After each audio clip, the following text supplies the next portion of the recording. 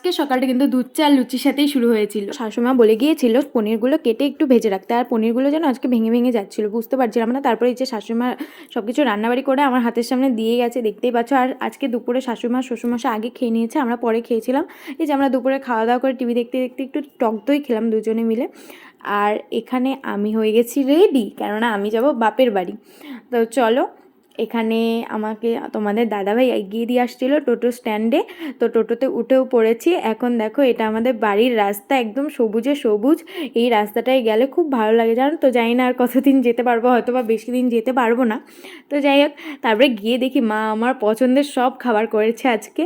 তো চলো ফার্স্টের আইটেমগুলো বলেই দিই, বুঝেই গেছো। তালের ক্ষীর, তালের বড়া, তালের মালপোয়া, আর সাথে পটলের দোরমা, যেটা আমার অসাধারণ লাগে। তারপরে সন্ধ্যেবেলা চা খেয়েছিলাম চারজনে বসে।